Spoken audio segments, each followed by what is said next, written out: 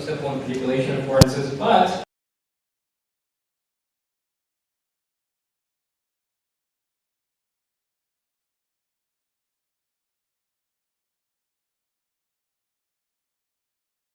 occasionally some affordances to support kind of abstraction and automation in these tools, but they're often bolted on and not very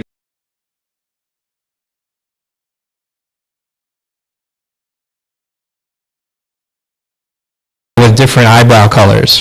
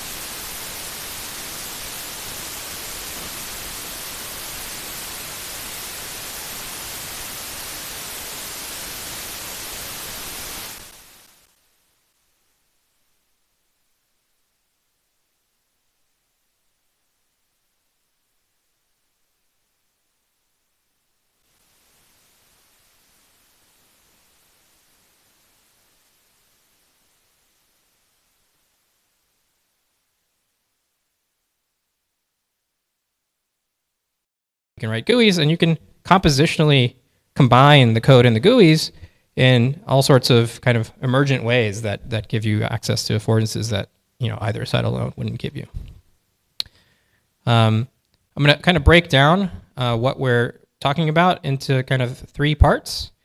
These are all described in a lot more detail in publications from the group in recent years.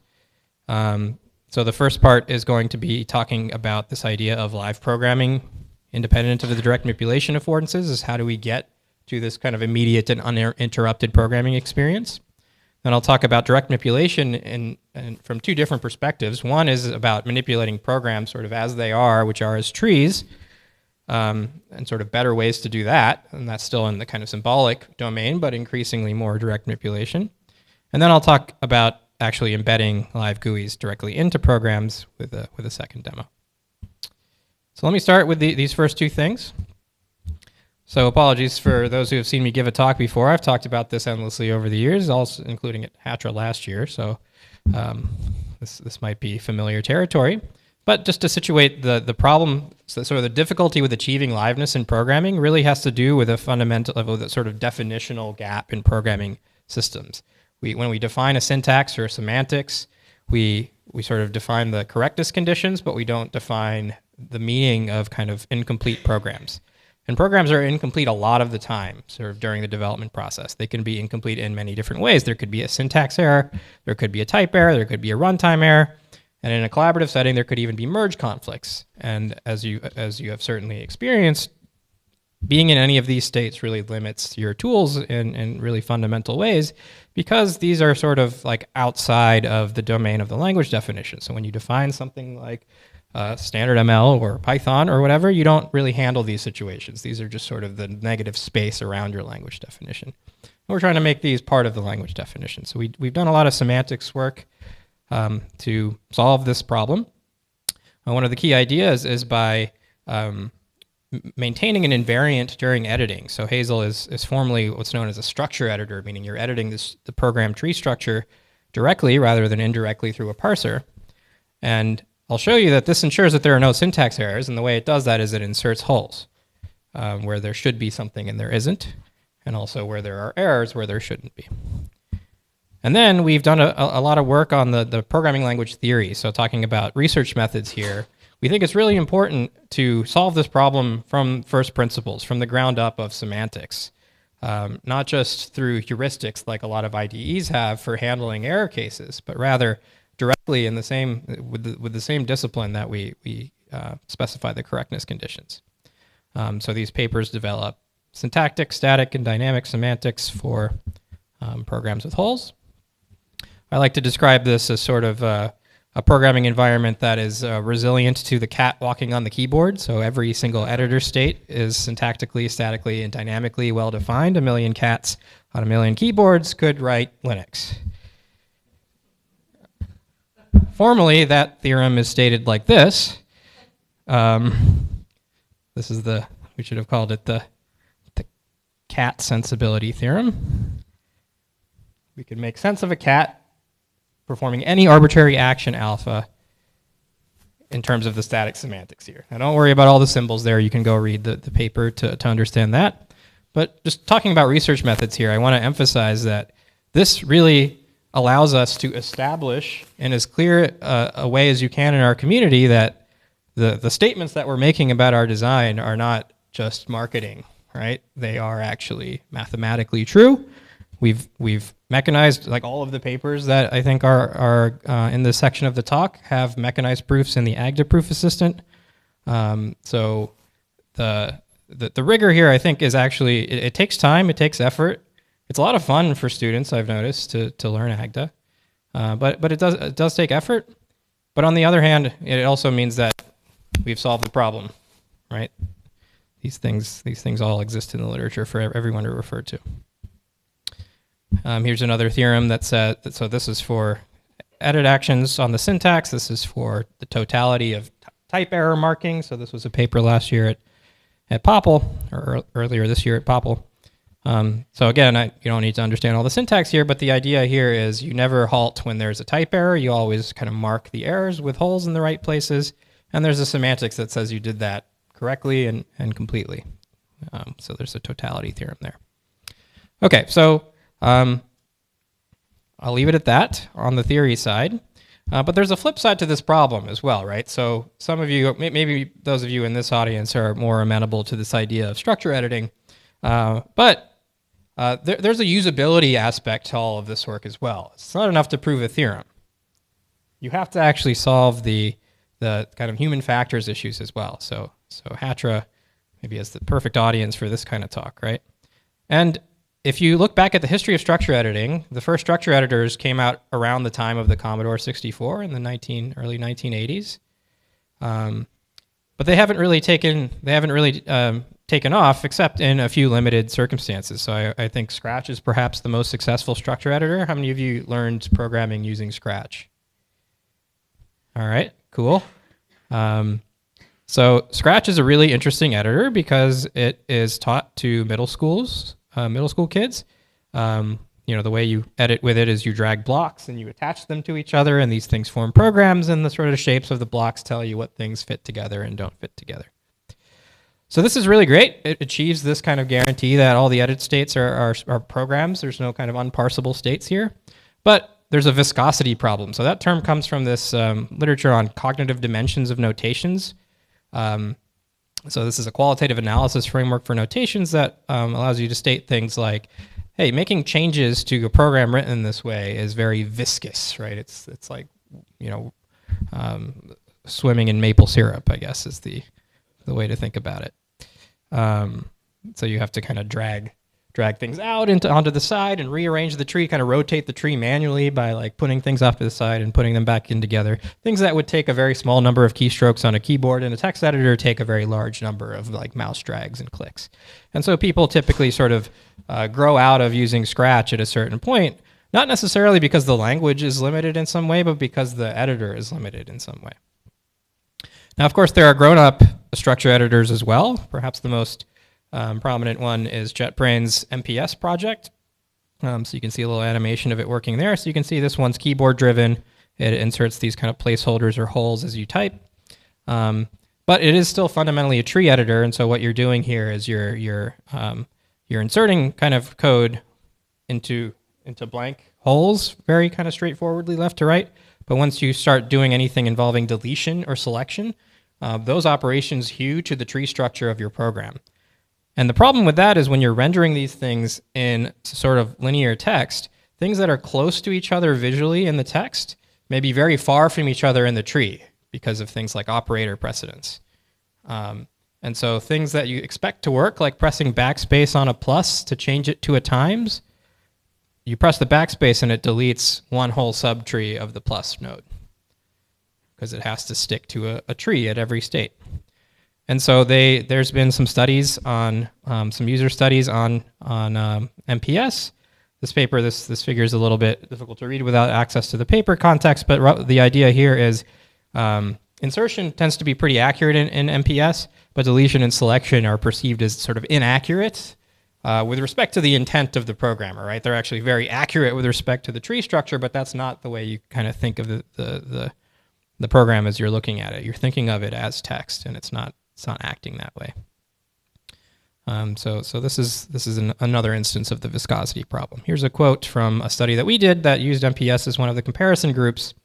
This is one of the participants just said, MPS was extremely cognitively demanding to me. It felt like I was solving tree manipulating puzzles the entire time I used it. The worst part by far is the lack of Scratch workspace. Okay, so I don't know, maybe they had used Scratch, which does have Scratch workspace, but in any case, people found it puzzling. Actually, 3 out of our, I forget how many, 9 or 10 participants explicitly mentioned the Towers of Hanoi problem in their feedback. I don't think we prompted them to say that. So anyway, although promising, although people have used this kind of tool to write really production-grade software out in the world, we think there's still some research to be done, and doing studies like this has allowed us to sort of discover some of these problems. So we have to solve not just the gap problem, which is kind of a syntactic and semantic PL problem, but also this HCI problem, the viscosity problem. And so I'm going to show you how we do that, but the idea is called gradual structure editing. It allows us to directly manipulate the textual projection of the tree structure without actually kind of getting rid of the tree structure, right? It doesn't go all the way back down to parsing, but it kind of destructures the structure in a certain way to avoid having to think in terms of tree transformations. So the best way to explain this is by showing you this. So let me switch over to demo. Okay, so if you want to play with Hazel, you can go to hazel.org and click the big Play with Hazel button, and you can perform this exercise as well. I'll go into student mode here. So we're using Hazel in the classroom. I'll show some data after the demo on some of the results there, but a few hundred students have used Hazel now to do programming exercises. A little bit more complicated than this one to write the Fibonacci function, but just for the sake of simplicity, I'll do Fibonacci. Okay, so we have this nice exercises mode that takes them through an exercise following this kind of recipe where they write tests first, then we test their tests, and then they write their code, and then we test their code. So to start, we give them kind of the type signature of the correct implementation. Hazel is a functional programming environment, so if you're familiar with languages in the functional tradition, this should be pretty familiar. So let me start by writing a test.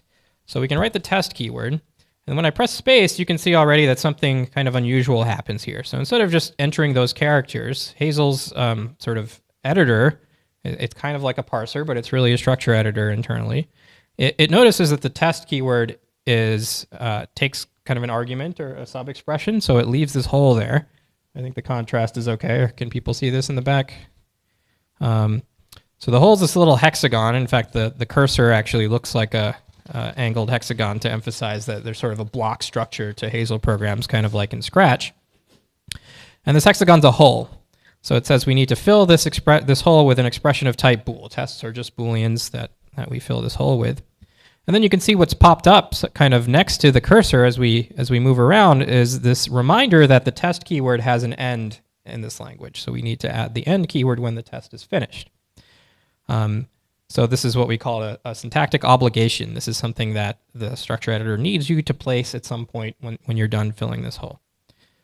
So let's write a test. You can see when I press open parentheses, it inserts another hole after the open parentheses and then adds to this stack. It adds the closing parentheses to this stack. So I know to close the parentheses here. And then I can say that, let's say fib of 0 equals 1. And before I even type end, you can see something interesting happened. There's a little green check mark there. So this is a test validation box. It's telling you this is a correct test. It passes against the correct implementation. So notice I didn't press run. I didn't go to my terminal and compile this. I didn't have to deal with the syntax error that exists here, that there's an end that's missing. it just immediately gave me that feedback that I was correct. And if I had kind of misunderstood Fibonacci and put 0 here, I'd immediately get that feedback that no, that's not the base case of Fibonacci. Okay, so you can end that. You can make some more tests. I won't write all the tests here. Right, if we forget how Fibonacci works, right, if we had kind of skipped 2 and gone straight to 3, we'd get that feedback. Okay, and you start getting points as well. So if you're a student, that's very satisfying. Then we test the tests using mutation testing. So we have some mutants or some buggy implementations that we run against the tests. And so your tests need to find the bugs. And you get some points for that as well. We haven't written enough tests to handle all of the mutants here, but we'll continue. And now we begin our implementation. We start with this kind of program sketch, right? This program with holes in it that the instructor provided for us, and we got to fill this hole here. So maybe I'm going to write the base case first. Notice again, there's this stack of if then else's here. If n less than 2, then 1 else. And then I can maybe leave the recursive case unfinished. If we go on, before finishing, we can start to get some feedback already. So there's a syntax validation step that says, did you satisfy all the syntactic requirements that are in the problem spec? In this case, it says it has to be recursive, and it's not recursive yet, so we didn't quite satisfy that. But it gives us a question mark to say, well, maybe when you fill the hole, this will be okay, so don't panic yet. And then we actually run the same tests that you wrote above against your version of the code now, so you can see that your base cases are correct and you haven't written the recursive case yet. If I had sort of, again, misunderstood the assignment, immediately I would get that feedback that my base cases are incorrect here, even though they're valid up here. And then finally, we run our hidden tests, our auto-grader tests down here at the bottom, and once again, you start getting points for the cases you've passed, even though you've only written part of the program. Okay, so hopefully that gives you a sense of some of the basic ideas behind Hazel. You might have noticed that there's always typing information down here at the bottom. There's also an in-context language documentation system on the right, so if you forget how if-then-else works, you can go over here. It's actually really useful in lectures for me to hover over these things, and you notice how the corresponding parts of the code corresponding to this description get highlighted, so I can kind of point at things in this way. Okay, so we put a bunch of effort into this. So let me talk a little bit about how that's gone. So this structure editing approach that we have been working on, we evaluated it in a paper at VLACC. So we compared it to both VS Code and to MPS, which I talked about earlier. We compared it both for transcription tasks, where basically a student is asked to kind of transcribe a piece of code, and modification tasks, where they take the code that they transcribed, so they've already kind of internalized it by transcribing it in the first task. And we asked them to modify it in certain ways, to kind of refactor it, pull out bits of a function into a helper function, add new arguments, etc. And I won't ask you to kind of understand all of the data here, but roughly the idea is that gradual structure editing is about as productive as text editing, and more productive than MPS for code modification tasks in particular, because of the problems that we observed, or the study authors in the other study observed, that deletion and selection are not quite as viscous. So here's another study design that I think is quite interesting for this problem. We developed these heat maps that allow you to kind of see what code was sort of in a code modification task. What code was darker colors means that that code was inserted by typing or retyping in many cases from the original code, whereas code in lighter colors was code that was preserved from the original code that they were being asked to modify. So you kind of want less retyping, so you want less bright colors. So you can see on the left, that's kind of the baseline. Of course, you have to type things that are new. You have to type things that didn't exist before. So there's some colors here. But in the MPS condition, you can see almost everything had to be retyped because of this viscosity problem. And then in the Tyler condition, which is what we call this, the kind of generalized version of the system in Hazel, you can see that the patterns look a lot closer to the text condition than to the MPS condition. And so this was another method that we used to kind of get at this question of viscosity. Okay. As far as feedback from students in the course, we've used it in a PL course that introduces FP, and students are asked to complete kind of a few hour-long coding task, or a series of coding tasks. Think like intro to functional programming, maps and folds, and things like that. We've also done a little bit with programming language implementations as well. I think that the key result here is that, unlike many other structure editors, there's really not a need for a long tutorial. We give them kind of a 5-minute crash course on how to edit in Hazel. We tell them treat it more or less like a text editor, except it has these holes in this backpack. And people are able to use their text editing intuitions to edit code in Hazel. Here's a very selected piece of feedback. Obviously, there were people that were less enthused than this very enthused person. But anytime you get multiple exclamation points in student feedback, you think you're doing something right. I won't read it, but people liked it. Some people sort of didn't like it as well. Okay, so we are now iterating on this design. I think that's a really important research method in this space. You're not going to get it right the first time or the second time. In fact, there's really 2 papers on Tyler, and we intentionally called the first paper Tiny Tyler and the second paper Teen Tyler because we knew there were going to be more iterations, right? So like we're finally getting an adult Tyler, hopefully soon. Yeah. So do you have these metrics saying that you are constructed as text and generate code? Is there any data, or are you looking at any studies on how you go above and beyond using the plain text code editor, that the structure editing is helpful in like avoiding mistakes or otherwise making people more productive? So that's what that would ideally be. Yeah. Yeah, I think some of the semantic feedback, so there was a different paper on that sidebar that had the in-context language documentation. We didn't quite get to like a really thorough study there. We just asked some survey questions about people's use of that sidebar, and people generally were positive about it. I think there's definitely more to do on. Yeah. Absolutely. Yeah. I'm curious about like the structure editing specifically. Yeah. Are there aspects in which you expect people to be like, this is the main thing that officers are going to do? I mean, I guess whatever the same argument from scratch would be. Right. Yeah, I think the argument would be, or the thing that I think we should investigate more from like student log data, which we do have the edit logs, is the prevalence of syntax errors. Are these backpack pop-up things helping? Are the holes helping decrease the number of syntax errors? That's definitely something that people in the course often complain about. Is there's this new paradigm, functional programming. They're all taught C++, so the syntax is very unfamiliar. Right? Let needs an in instead of a semicolon, etc. So we have data both from when we ran the same kind of or similar exercises in OCaml and from using Hazel. We haven't actually analyzed that log data, so if anyone likes that kind of work, I'm happy to talk. Yeah.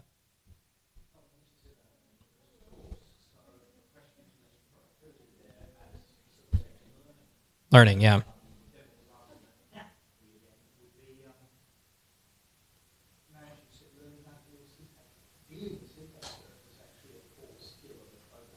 Yeah.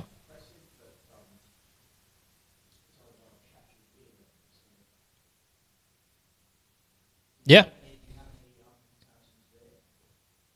We don't have any formal comparisons. Obviously we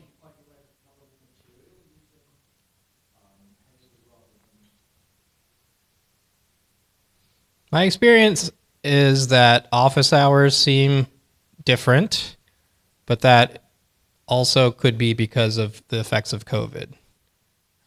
So it's a little hard to tell. Yeah. And also there's also changes in our department that caused there were more electives being offered, so fewer people were taking my course because it was the only one offered, right? That still had room or whatever. So it's a little bit hard to do those kinds of studies in rigorous ways. I think qualitatively the answer is that there are fewer situations where I'm like looking at a student's code in office hours and their entire problem is that they put a semicolon instead of an in, and the OCaml error message is inscrutable to them.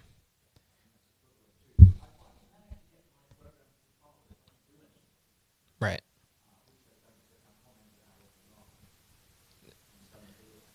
Right.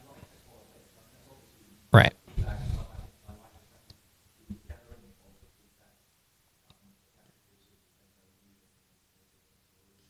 Right. Yeah. Yeah. There's lots of threats to validity there because students knew that we were the ones that developed the tool, and so they're kind of how much you could publish. Yeah. Uh-huh. Okay, we can chat more about that. So this isn't sort of a summative sort of set of results here, right? This is really just I said initial feedback. I think with any sort of complex design like this, there are lots of factors that come into evaluation. And I'm going to say again at the end, I think it's really important that as a community that we don't treat ourselves like we're sort of designing a drug.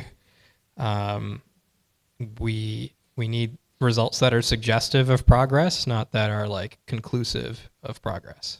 Right? I think we're never going to reach a conclusion. The programming experience is always going to keep changing. Never say never, I suppose. But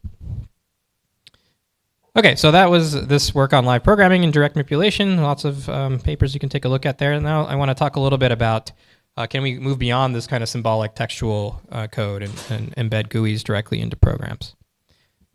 So let me give a different demo. So one thing you can do in Hazel right now is you can like turn numbers into sliders by clicking this little link here. And now you can create a weird Fibonacci that has like more base cases or whatever. Okay, not very useful, but fun. Let me give you an older version of Hazel that has some more elaborate case studies. You can see Hazel has evolved a little bit, but I'm going to give you some examples of interesting things. Okay, so let me give you a really simple example. So if I want to define a color like hazel green, instead of writing an RGB quadruple like that, that must be some sort of green, right? Because the green channel is more than the red and blue channel. I don't know which one it is. I don't know how to select the one I want. So instead, I can use this kind of we call it a live literal or a live lit, not to be confused with live let. A live lit. Okay. Okay, so the idea here is you have this color chooser, you can manipulate it directly, and what it's acting like is a macro. It's like a graphical macro system. In fact, it has a hygiene discipline. Why does it need a hygiene discipline? Well, it's because there are sub-expressions within livelets. So this isn't just a text box or a number box, it's actually a sub-expression that can be filled with any Hazel expression. So I could put like a variable like baseline in here, and then I could put an offset variable in the green channel, and I'll leave that as 100 for now. And then I could go up here and define that variable as normal Hazel code. So let's say baseline is 100, and then I want 100 more offset. So you can see as soon as I filled those holes, it was able to live evaluate and show me what exactly that color that I had entered manually there looks like. Maybe I want to explore a little bit. So what I can do is compositionally, I can replace these number literals with sliders. And these are parameterized by their lower and upper bounds. So I can say the baseline slider is from 0 to 255. And then the offset slider, we know we're adding the baseline and the offset together, and RGB is such that you can't have them add together to be more than 255.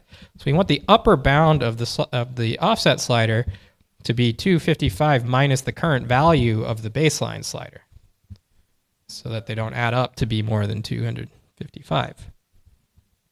So now I can kind of, actually before I do this, if you haven't seen this demo before, I'm going to slide this slider. Which direction and which shape do you think the color circle is going to move? Exactly, right? It's hard to tell because there's some weird square projection of the color space on the screen. You could like do the math and figure this out, but it's like a lot easier to just kind of see it, right? Looks like it's tracing a semicircle in this color space. That's kind of interesting, right? They're linear equations, but it's tracing a curve in this space. This one's an orthogonal semicircle in that space, right? So you get these kind of emergent behaviors that occur when you can really rapidly change your program. What's really happening here is I'm like writing a different number really, really fast into the program effectively, right? But I can do that using direct manipulation affordances. And now I can use this color anywhere later in the program as a for tuple. Yep. No. Well, you can, but it like overwrites the, yeah. I'm going to talk about some of Brian Hempel and Ravi Shug's work on output-directed programming later that I think could be integrated with this, but is not to make that work. It's kind of a ill-posed problem fundamentally, is like, which of the two sliders should you change? Yeah. Yeah. Yeah. You can use heuristics or offer options, yeah. So here's another example. I won't go through it in too much detail, but many of you grade, and so here's like a spreadsheet embedded inside your computational notebook, as they say.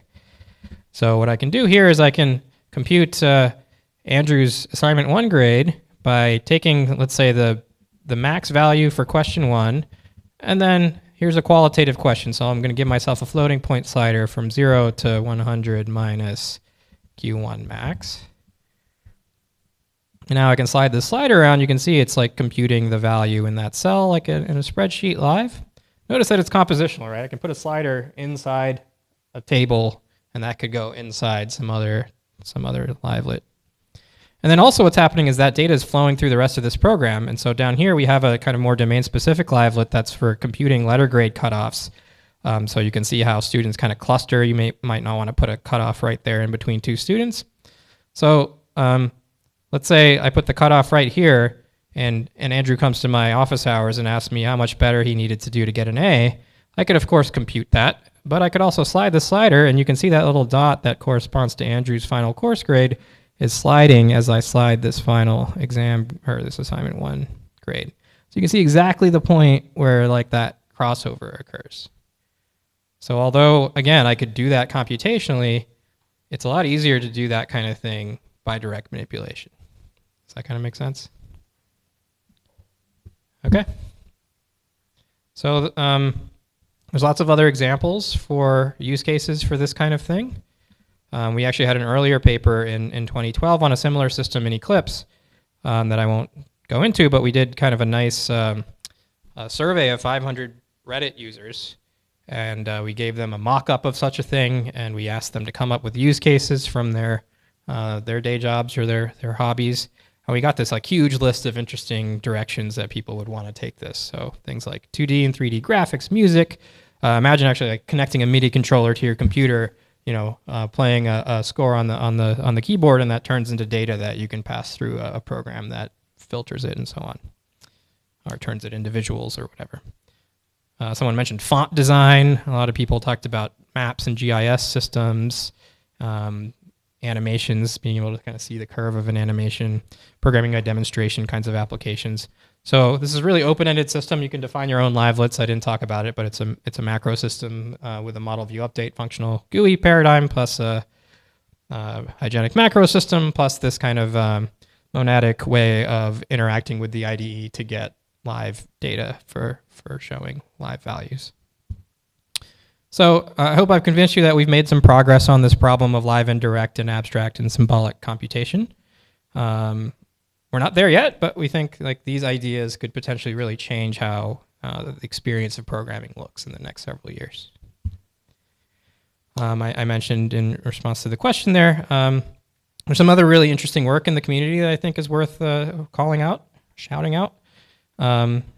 So this is work by Brian Hempel and Ravi Shug at University of Chicago on Sketch and Sketch, which is an output-directed direct manipulation programming system. So the idea here is, so the idea with livelets is that those are sort of going into the code, right? They're generating code underneath. In Sketch and Sketch, it's kind of in the other direction. You have code that generates some graphical SVG document or web page or something like this, and then you might want to manipulate it directly by like dragging things and rescaling things and so on. And Sketch and Sketch kind of pushes those changes backwards into the program so that those persist as parts of the original generating program. I think these two ideas together could be really powerful. It's a direction that would be nice to explore in the future. Okay, so happy to take questions on that section of the talk. Yep.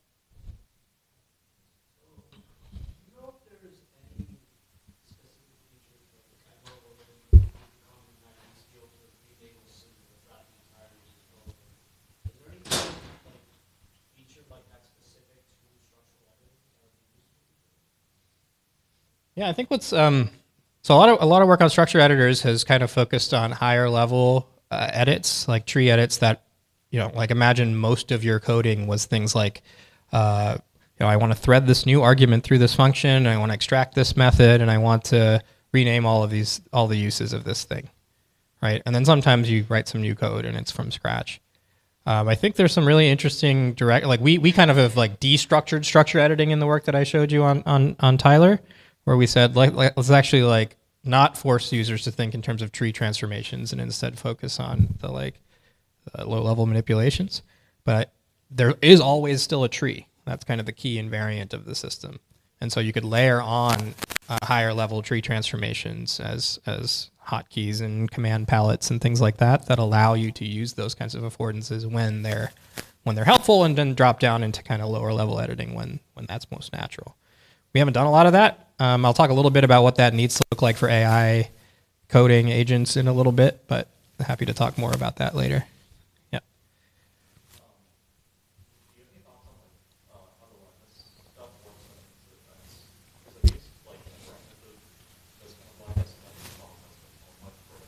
Yeah.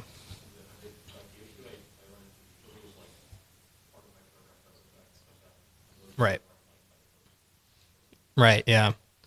Yeah. So in one of those papers, we have a theorem that says that like hole filling commutes with evaluation. So you can like evaluate part of the program and then fill a hole and continue where you left off. That theorem only holds in a pure setting because you've kind of skipped past the hole, and order matters when you have effects. So that that kind of optimization doesn't work. You can also imagine, what's happening when I'm editing programs in Hazel is, like I said, effectively, there's some optimizations, but effectively, semantically, it's rerunning the program on every edit, every key press, every slide of a slider. If you had external effects, some sort of network call or file system access, you wouldn't want to run that 100 times when I slide a slider, right? So you really need ideas from functional programming on controlling effects. We've controlled them by not having effects and having all the effects be via the livelets, essentially. So you can think of like the state of a livelet is, a livelet is a stateful GUI application, but its state is persisted into the code itself, kind of like Smalltalk, like a pure functional kind of Smalltalk, yeah.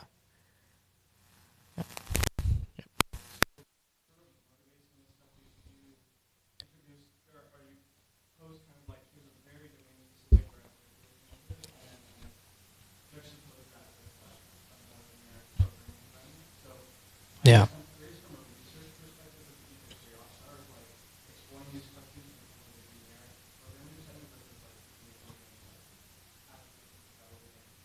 Uh-huh.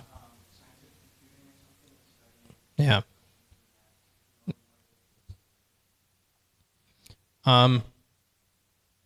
Exactly those two applications are kind of the next things that we're thinking about.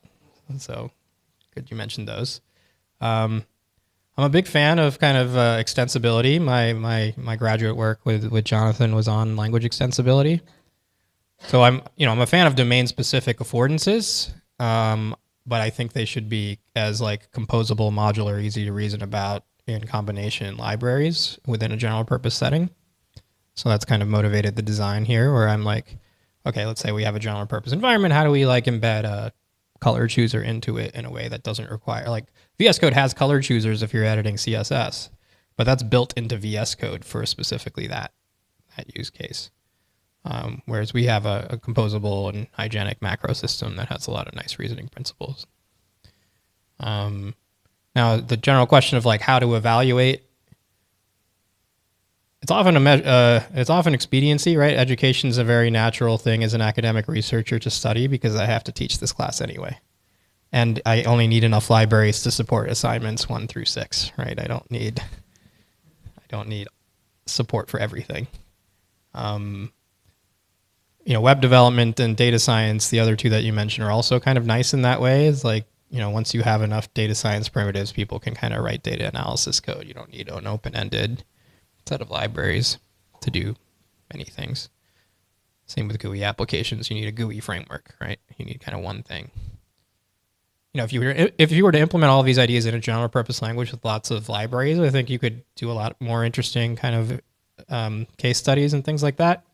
at the cost of both substantial engineering effort and probably a lot of like thorny problems like uncontrolled side effects that you would have to have some sort of answer for. Now, interestingly, you can go into Chrome DevTools, and if you write simple JavaScript expressions, it will like live evaluate them as you type now. I don't know if they looked at our work or not. I'm not claiming anything there, but it has to do a purity analysis, and that purity analysis is like very approximate, and it can't handle anything that involves like multiple function calls, things like that. Yeah. So there's trade-offs there, and we've been working in a kind of like design it from scratch, reinvent the world kind of way, which I think is like a hallowed tradition in PL research, but has trade-offs. Yeah.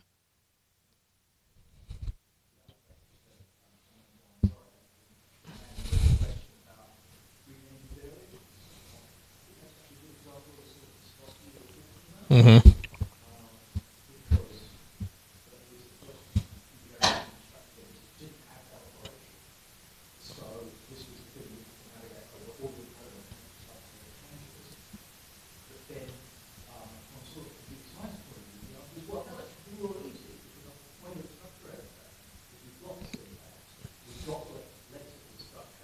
Yeah.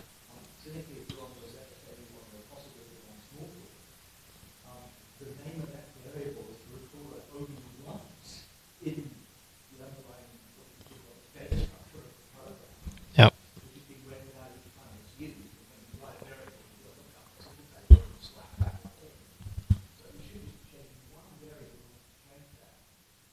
Mm-hmm.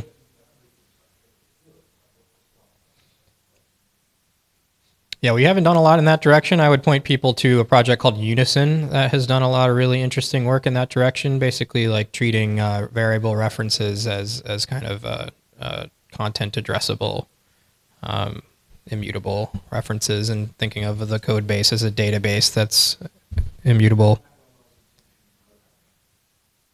You think they were inspired by that? Yeah. Yeah, I mean, lots of people have worked in this space, and I think there have been good ideas and ideas that haven't panned out. And yeah, it's an interesting design space. Sorry, I didn't hear that. Okay, let's be rude about AI. Okay, so let's move on.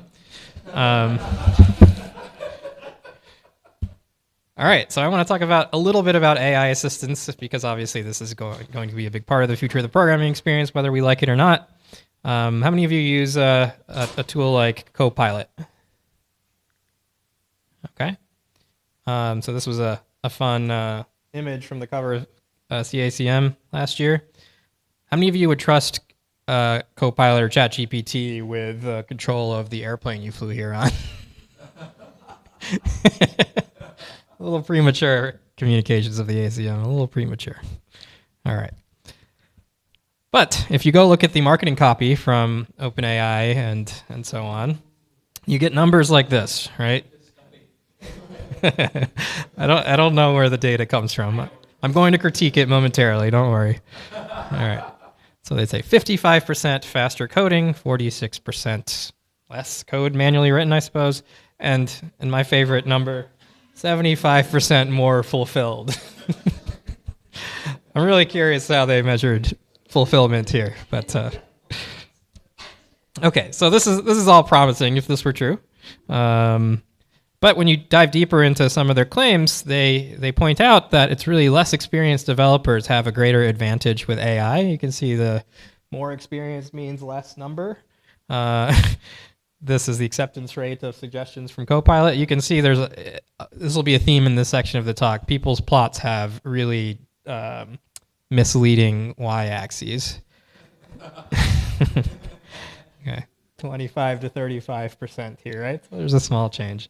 But I think this is probably your experience as well. Likely you're all more experienced programmers in this room. You probably reject Copilot suggestions quite often. And there's a lot of reasons for that. One of them is because we really don't trust it, and there's good reason for that. So here's this is one study out of now that there have been several that had the same basic conclusion. We observed that participants who had access to the AI system were more likely to introduce security vulnerabilities for the majority of programming tasks, yet were also more likely to rate their insecure answers as secure compared to those in our control group. who didn't use the AI. So we have a lot of false confidence in the ability of these AI agents. One reason we have a lot of false confidence is if you go look at similar marketing copy from OpenAI, they'll say coding performance 96% or something like that. And if you go look at the coding benchmarks that they use to come up with that number of 96%, the most popular one is called human eval. It's so called because they wrote code manually without getting it off of GitHub because they had trained on all of GitHub. But these functions consist of small self-contained Python functions on primitive data types in Python. They're essentially the kinds of things that exist all over the internet already. And importantly, they don't actually consist of like applications or complex program logic. Many other evaluations draw from code competition data sets, which again involve working on small functions algorithms on typically a few data structures, queues, and lists and things. If you're doing real coding, you're going to have things like user-defined data structures. You're going to have a big code base with stuff outside of your cursor context. And you're going to want to perform non-local editing actions as well. You're not going to just want to insert code at one location. And there have been data sets that have these properties, and the numbers drop down to like single-digit correctness when you actually evaluate in using those benchmarks. And there's like reasons for that are very, very clear, and I'll point you to Andrew's talk on Thursday.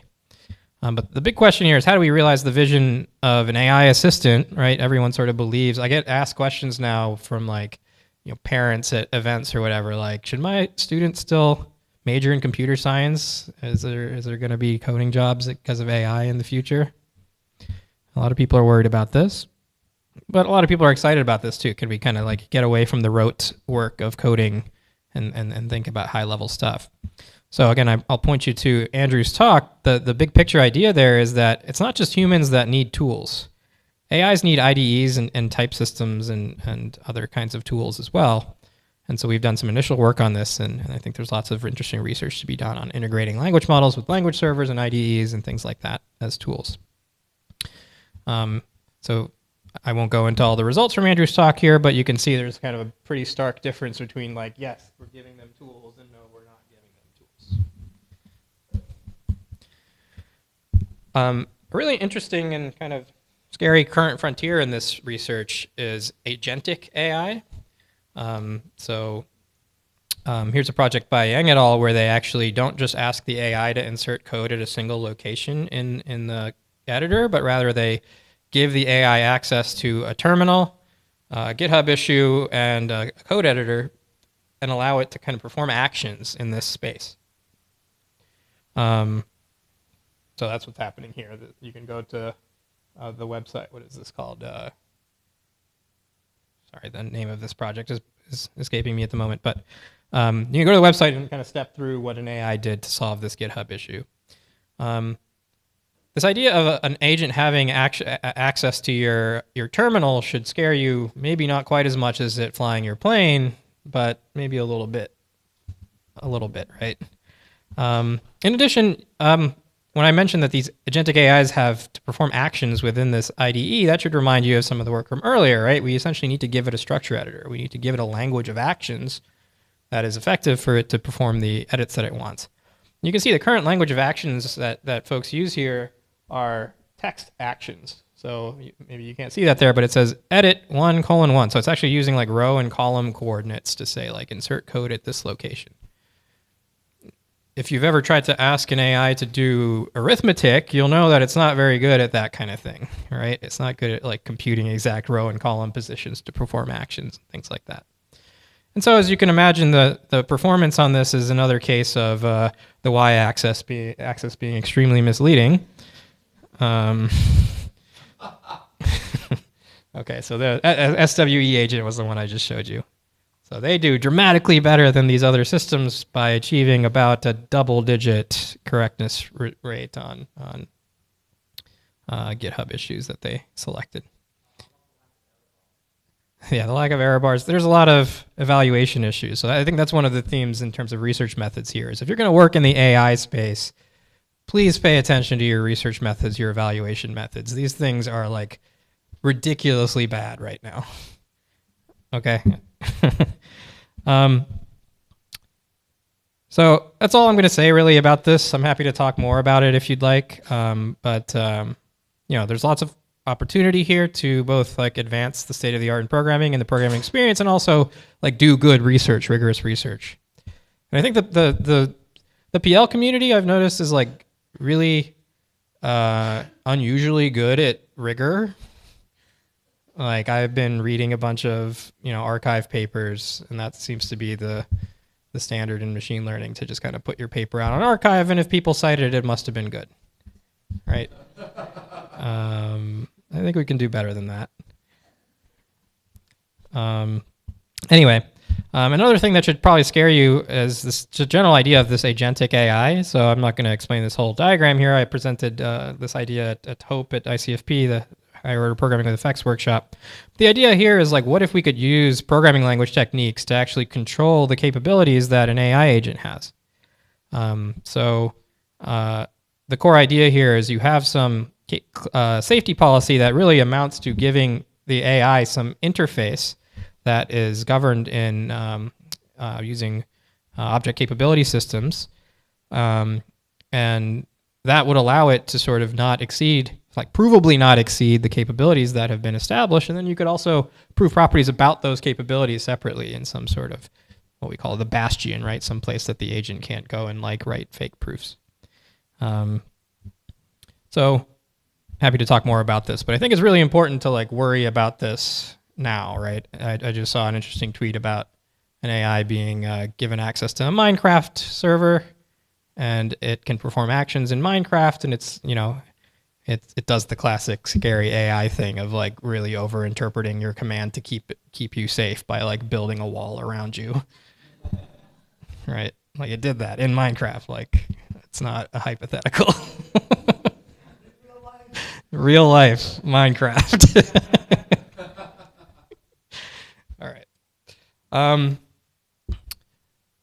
So I don't have a lot of slides on the specification verification front. I think this community has a lot to say about that. Basically, all of OOPSLA will be about that topic, so I will not say too much here. I think it's increasingly important, both like to systems designers. You can see the systems research communities are really like buying into verification in a way that I think I haven't seen in my shortish career, and I think that's exciting. Real like networks, network protocols are being verified at Microsoft and Amazon and so on, and building good tooling for that is really important. You've seen things like because they've really focused more on developer experience.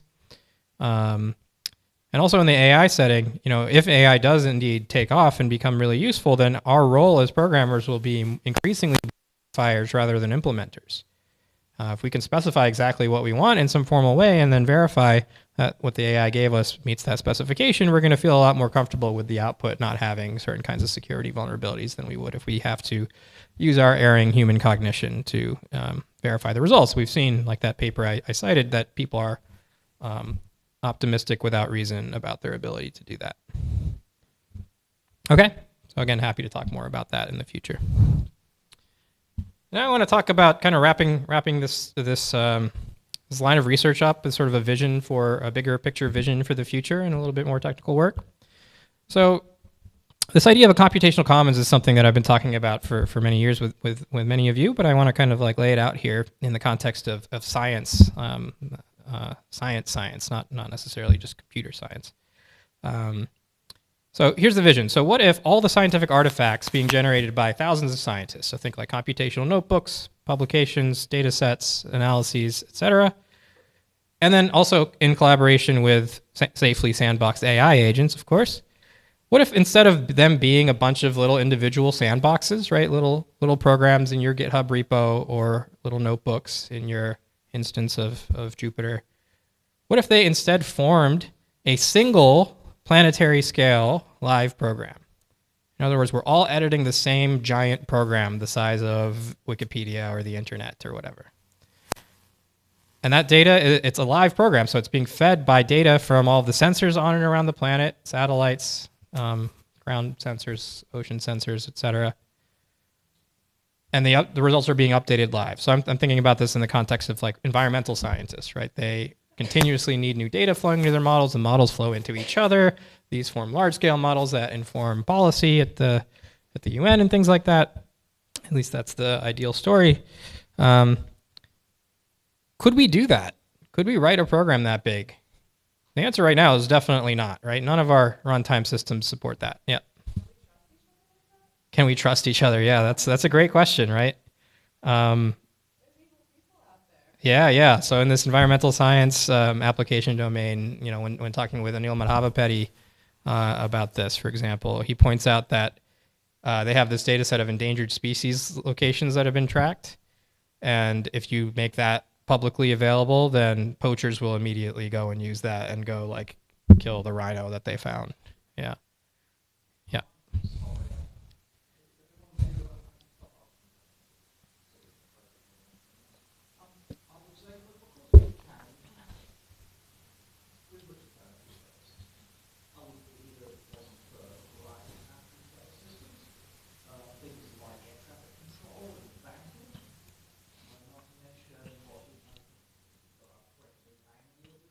Yeah.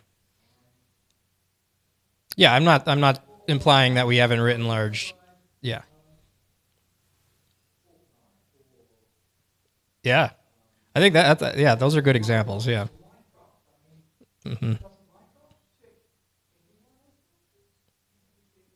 It might, yeah. In conclusion, we should all use Minecraft. Yeah, you're right. I mean, I'm more thinking about like the default. So, you know, I put by default at the end of all these criteria. I think the idea really that I have here is that defaults really shape human behavior. And the defaults in scientific computing right now are like you create a notebook and it's private. And to share it, you have to like go through a bunch of hoops. You create a paper and it's disconnected from the notebook that produced it.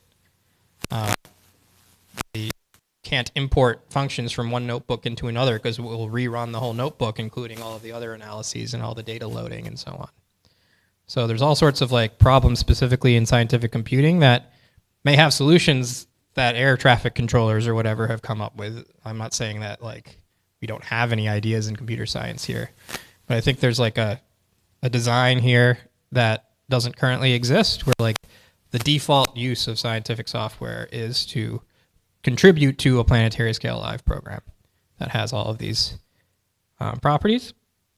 The liveness that I showed you isn't really not optimized to support such a thing, right? You can't rerun the entire planetary scale live program on every edit, right? If you had a giant Google Doc, that wouldn't be feasible. So there's research opportunities here. You need incrementality.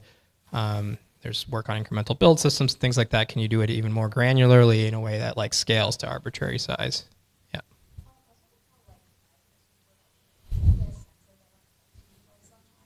Uh-huh.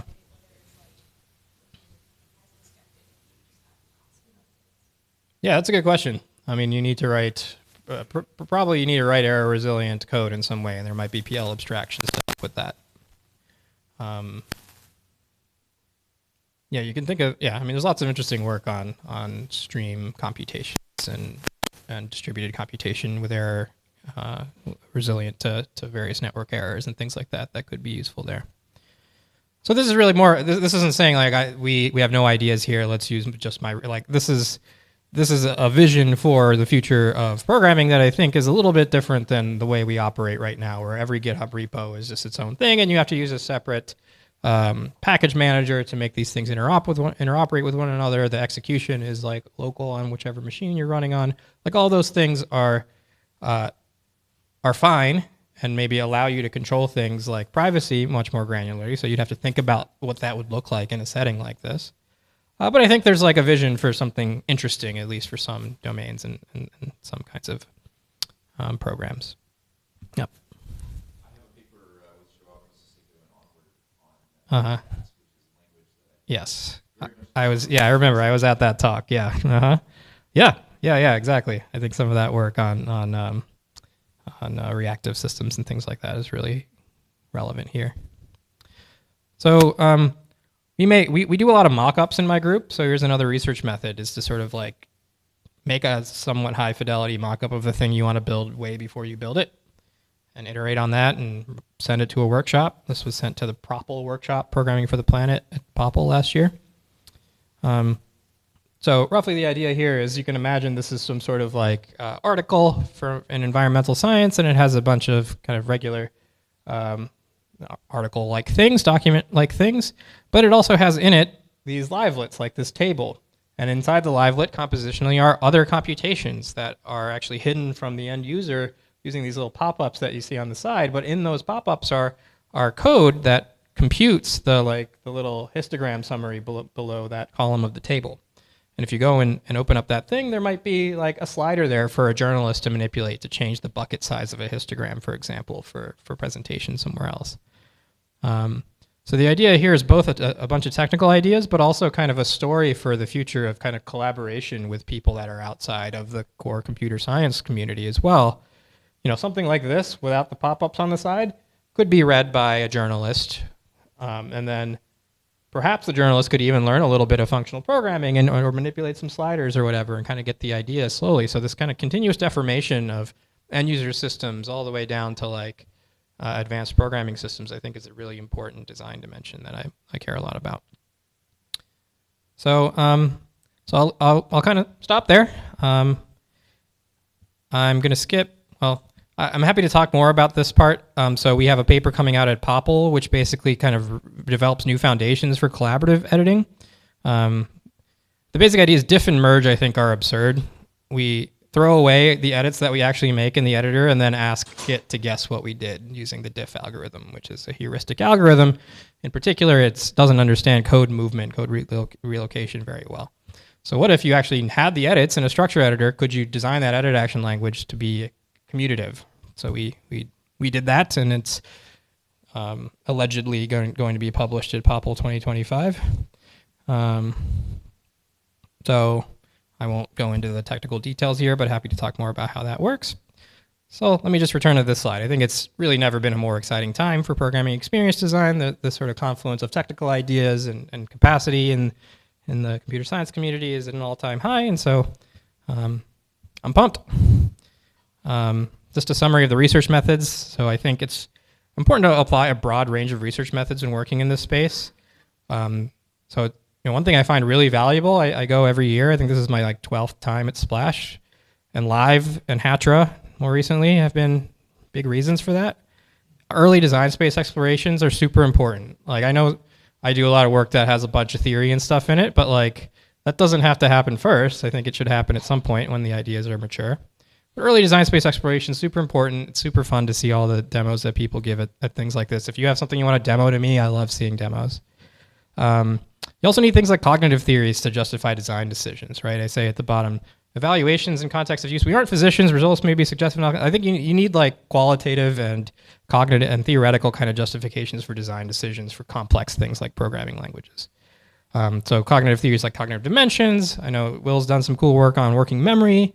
There's lots of cool work out there that I think we should be really harnessing to justify design decisions. And then things like core calculi to establish kind of the key properties and the key ideas in their essential form. And then also I think it's important to do full-scale implementations of these kinds of tools. They don't have to be practical for broad deployment, but practical enough that I can do a demo like I showed you and it doesn't feel like it's a research tool exclusively, right? It could be something you could imagine yourself using. I think it's important to do that. We should probably coalesce on a few of these tools as a community. I think there's a unique opportunity right now in the next 10 years, if AI does pan out, to port. The problem, there was a cool paper, I think it was a distinguished paper about 11 years ago or something at UPSLA on the factors for programming language adoption. And number one was library availability. Suddenly we have these systems that can transform from one language to another really well. If we could use that, it's a unique opportunity to transition away from all these legacy systems that we've been using due to network effects and inertia for the last 40 years. So let's build the thing we want to transition to, and then eventually we'll be able to transition to it with, a nuclear reactor worth of energy at some point. Okay, so thank you. My group's work is definitely the result of a large-scale collaboration, dozens of students. I think I've had 100+ students working on various projects that I've showed you over the last 5 years. But special shout out to David and Andrew, who have done really the bulk of the cool Hazel implementation work over the last several years. And thank you to the NSF as well. So I'll leave this up, take more questions if we have time.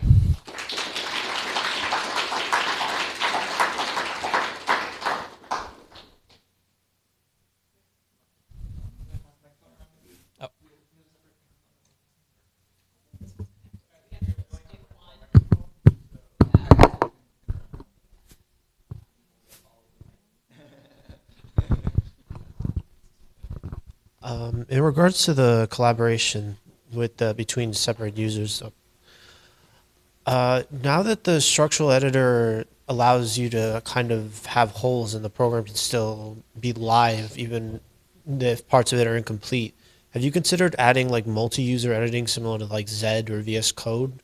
Because now one of the big problems with it that, you know, parts of the code would be broken when somebody else is working on it isn't really an issue anymore. The work that I kind of skipped past right at the end a little bit is I motivated it in terms of version control systems, but you can think of real-time collaborative editing as just a really fast version control system. So it works for that setting as well. Yeah. The idea is like instead of using operational transforms, so diff, I think this isn't appreciated very well. The diff algorithm is an operational transform. If those words don't mean anything, you don't worry about it. But it is an operational transform, the three-way merge algorithm. That's the kind of key algorithm behind Google Docs as well. It's a complicated system, and it doesn't work very well for code relocation and things like that. We have a much simpler system where all the actions commute. So you can just share your edits with anybody and replay them in any order, and you converge on the same state. That's easier said than done, right? Like we have to like figure out how to make that work, but like we figured out this graph approach that does that.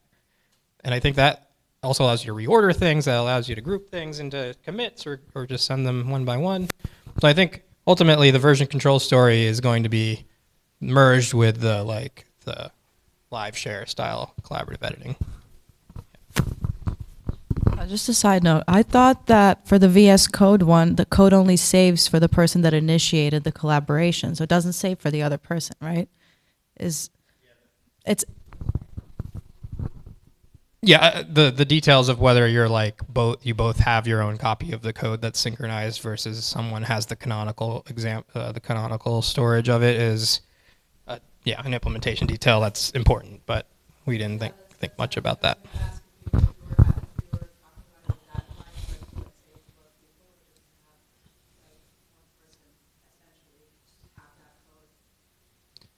Yeah, our paper kind of thinks of it in the distributed version control setting, like Git, where there's no like canonical location for the code. But if there were, it wouldn't be problematic either.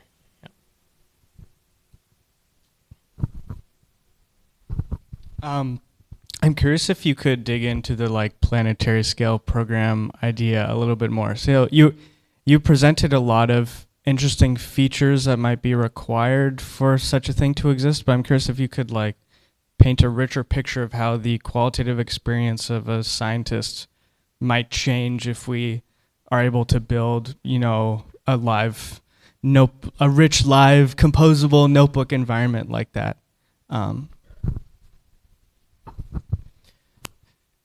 Yeah, what I have in mind with the computational commons is similar to the question that was asked over here. If we were all working in a VS Code live share environment, organized in a way that allows us to do that. That would allow us, for example, if I'm using somebody else's code, I can go follow the go-to definition, end up in their code space, and maybe see them working on it. See a little icon like in Google Docs where they're working on it, and open up a conversation right there. That's not something we can do right now. Often we don't even know someone's working on an update to a library because it's in some branch somewhere and they don't push very often and so on. So I think that would make the experience of programming collaboratively feel a lot less isolated. It would also increase opportunities for code reuse. Right now, I mentioned I used to be a neuroscientist. I re-implemented, the spiking neural network simulator that essentially everyone else in that community had also implemented at some point. Now maybe that's good and it's a learning experience, right? But that simulator was needing to be re-implemented because everyone had their own little version of it and no one was sharing it. No one had collaboratively kind of like made a canonical version of it. Partly that's because like everyone was focused on writing papers and doing science, and that was a bunch of extra effort that wasn't rewarded in the community. So this idea of shaping defaults is that if I didn't have to do anything and it was available to everybody, I think it would like change the way I approach collaboration. Now you do need to control things like, you know, if I'm relying on someone else's code and it's changing out from under me, I don't want it to, so you need to be able to pin to versions and things like that. I'm not like dismissing all the practical concerns, but I also like to tell people I think there would be some like beauty in the chaos of everybody working in the same live share environment. Yeah. Does that answer your question? We can talk more if you want. All right, first of all, 2 words. Programming metaverse. That's what you want to build. Anyways, separate from that. So,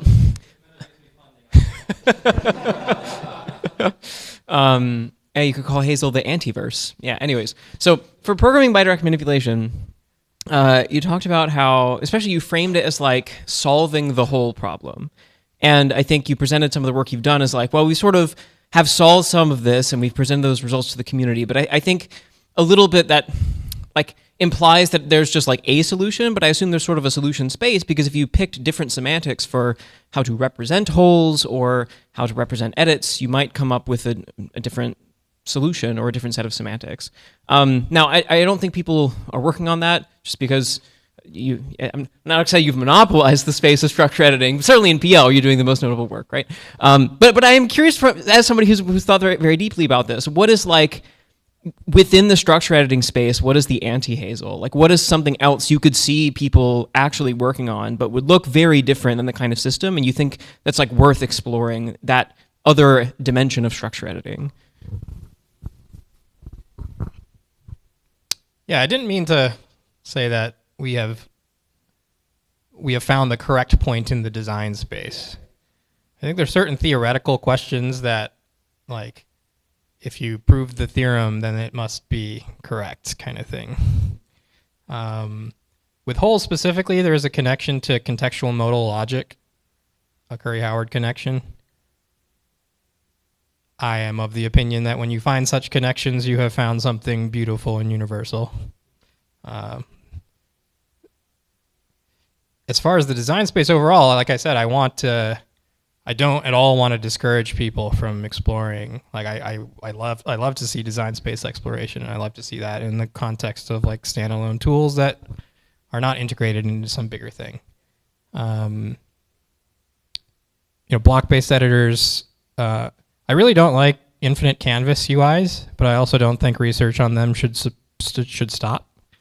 My complaint about infinite canvas UIs is that you attach to every construct, you attach 2 floating point numbers, and the information cost in terms of like having to control all that stuff outweighs the cognitive benefits at any scale or any appreciable scale. But at the same time, I've seen lots of cool infinite canvas UIs, and I get inspired by them all the time. So, I could probably come up with more ideas that I think are questionable that I hope people keep exploring, but maybe we can talk later. Yeah.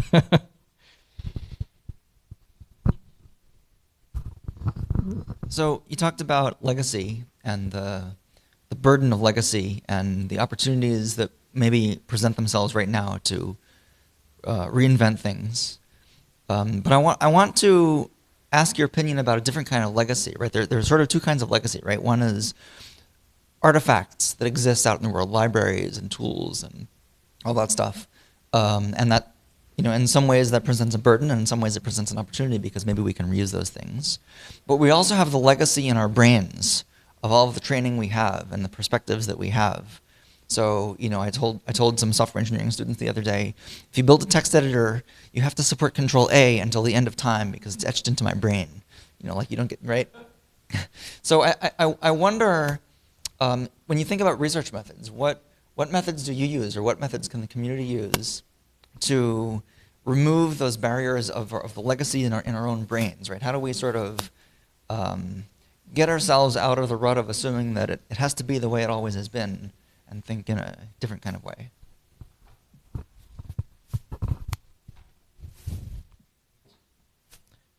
I think if I had an answer to that question, the like presidential polling would look very different.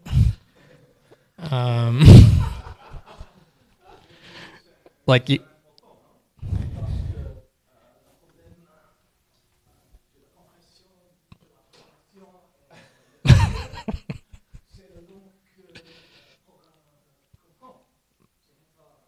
no hablo español. I don't know what.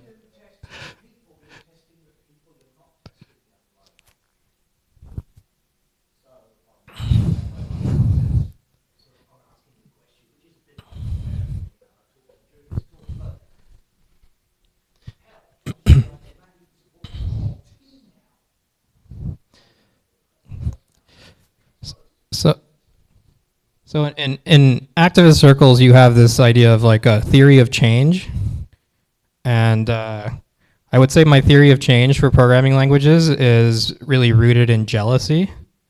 I want to build really incredibly beautiful things that make people, when they go back to their day jobs, feel like they're living in 1982 programming on a Commodore 64.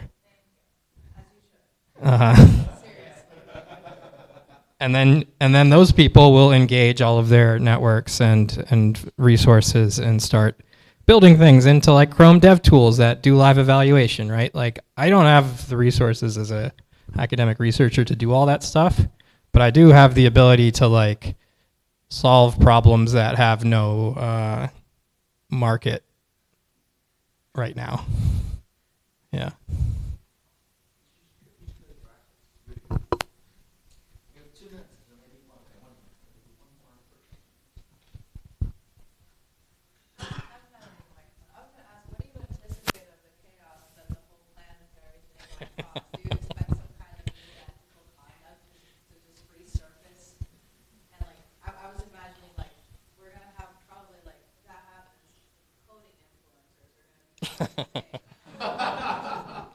They already are. There's actually really interesting Twitch channels where people live code. I know. Yeah. It's gonna be if they can code and like other people can see it. Yeah. Yeah, that would be incredible. Like if somebody is like, I see that you're adding this new feature to Hazel. Let me jump in and help because I just think it's cool, and the friction to do that is like very little. There's going to be chaos, right? If some random person just starts jumping in and editing my functions and cleaning things up, but that it's going to require me to talk to them and connect with them and come up with protocols. There's a really interesting book called Good Faith Collaboration that talks about the history of the early history of Wikipedia. At that time of the internet, there were maybe 100 internet encyclopedia projects, and Wikipedia succeeded because I think the book argues in pretty vivid detail because you didn't even have to log in to edit a page. So people did all these little drive-by edits and then felt like they were immediately contributors to Wikipedia, even if they just fixed a typo.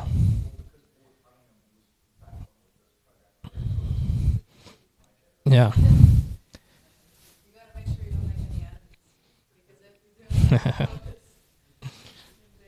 Yes, true.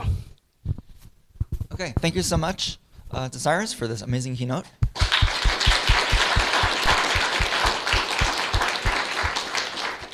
Some of you are probably itching for coffee and donuts or whatever they have, so let's go do that, and then we'll see you back after the break.